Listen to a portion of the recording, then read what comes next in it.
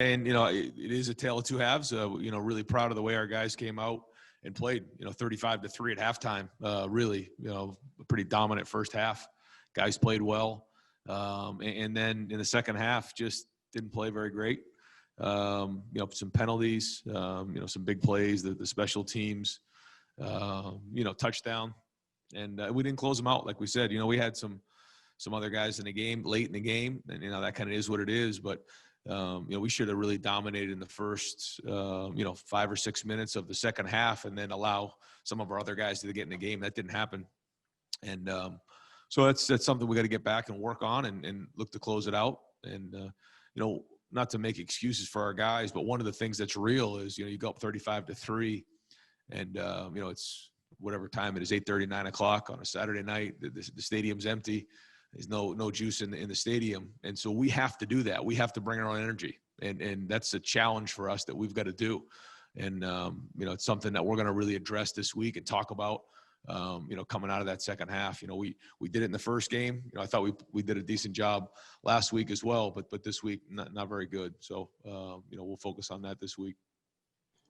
All right, we'll open up the questions with Bill Landis from The Athletic. Bill. Ryan, how much had missed tackles been on your radar coming into this game, and what did you think of that tonight, particularly with some of the guys in your secondary? Yeah, I thought in the first half it was pretty good. I mean, I thought we were tackling well and running the ball, and I have to look at the film and see who the culprits were, but there were some missed tackles. All right, next up, Rob Aller from the Columbus Dispatch. Rob.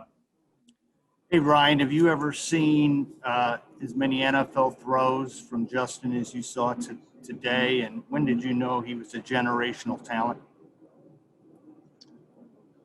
Pretty early on. I knew he had the potential to be.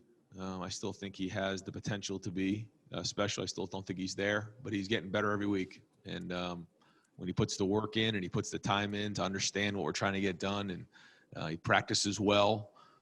But that's something that we're really going to strive for is trying to become an even better practice team in all three phases. I think the better we practice, the better we're going to play. I think when you look across college football, it was a crazy day.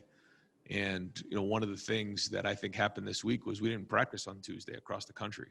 And anytime you change up a routine, strange things happen. And I thought, for us to come out the way we did, that was great. Just disappointed about the second half. But we got to practice better.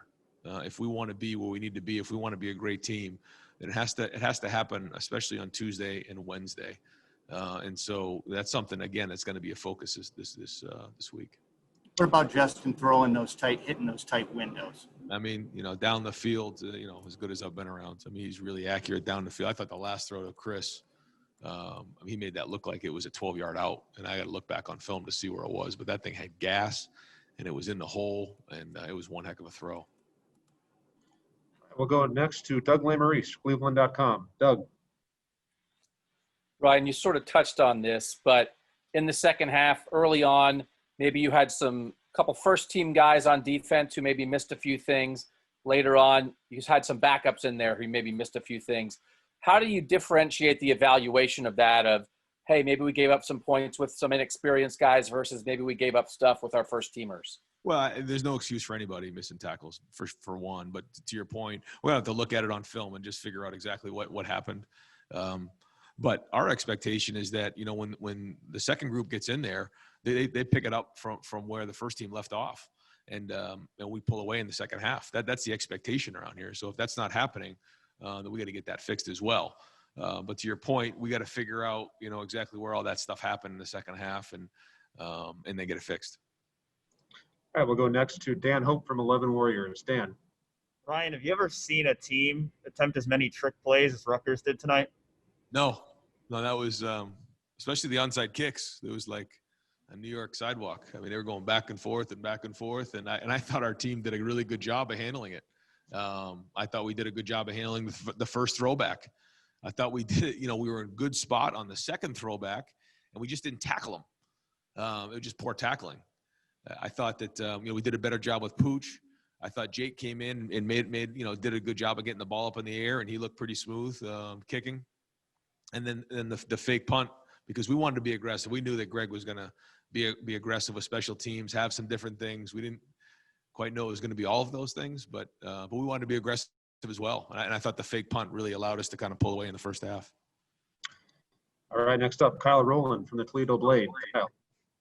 Hey, Ryan, you talked earlier this week how almost just getting a game played is a victory in itself. You guys were a little sloppy tonight. Do you kind of evaluate games this season differently as well? No, but I hear what you're saying. Yeah, I mean, sometimes I go into a game and like, okay, if we can just win this game, don't worry about what it looks like. Let's just win it. And then you get into it and you just, you're competitive. And so you want everything perfect. But like you said, with so many different things that went on this year, but that's no excuse. We're not making excuses at all. We got to figure that out. We got to get it fixed. We got to clean up the penalties. We did have a turnover, and there's just some things that shouldn't have happened in that game, and that's where we grow. We don't have the non-conference games early on to kind of build off of that. The first time that some of these guys are in the game is right now in a conference game. And so, great learning opportunity this week. We got to get on that film, get those things fixed, and allow our team to build. Okay, we'll go next to Bill Rabinowitz from the Columbus Dispatch. Bill. Ryan, you know that Big Ten teams are not going to just go toe-to-toe with you. They're going to try to mix it up with deception and trick plays. I'm not sure that they're going to do it as much as Rutgers did, but how much preparation will you have to do for that, and give your assessment on how prepared and how well you handled that tonight? At the last part, I didn't hear you. Yeah. Could you give your assessment on how prepared you were for what Rutgers did and how well you handled it? I thought we did a great job. When you think about the throwback, the first one, we got it tackled, we got it nailed down. All the onside kicks, really did a good job there, and handled it. I thought, again, the throwback got us, and we were in good position. We just didn't tackle, and then we had the fake punt. So overall, I thought we were prepared, and I thought we did a good job of it. And the idea was they were going to be aggressive. We weren't going to just be on the defensive, because that's part of the issue. Like you're saying, that teams are going to try to steal possessions. We talk about it all the time, whether it's an onside kick, a fake punt, something like that. They're always going to try to steal possessions against us, and that's part of the deal. We can't always be worried about that. We need to be aggressive. That's why we did the pop over last year. That's why we did the fake punt today, because we also have to be on the offensive. And just because other teams are trying to do that to us, we got to make sure that we have stuff in place so that we're not on our heels. All right, next up, Austin Ward, Letterman Row. Austin. Ryan, this sounds kind of like a question I've asked you a bunch of times before, and you always try to appreciate the win and how hard they are. But how do you feel right now about it? Because you seem unhappy about some stuff, and others you can kind of understand because of the weirdness that you described. How do you feel about this game? Well, if you asked me at halftime, I'd feel really good. And then after the game, it's just kind of flat. Want to get on the film and figure out exactly where it all was. And I think really we just got to focus on practicing better. And I think if we practice better, we'll finish better. But hey, listen, any win, certainly like you said, any win this year, any conference win is a good win. And there's a lot of good things out there. So it's not like we're going to sit here and talk about all the bad things. That was a good conference win. We're 3-0. We're playing good football. We got a lot of good players on the team. We came out and played really, really well in the first half. But we're critical, and that's a good thing. We want perfection, and we're looking for greatness. All right, Coach, thank you very much for your time. Hey, Appreciate Ryan, it. can I jump in real quick? Yep, of course. Clemson just lost to Notre Dame in double overtime on a day when Penn State and Michigan also lost. You guys can only control yourself, but when stuff like that happens, what does that just tell you about what this season is like? Yeah, it's a strange season, Doug. Like I said before, it was a strange week.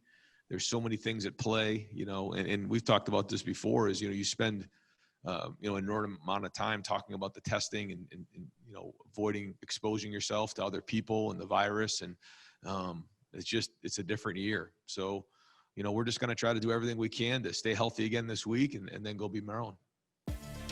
Thanks for watching. Be sure to click on that subscribe button so you don't miss a single thing, and come visit us over at BuckeyeGrove.com for all the best Ohio State information on the web.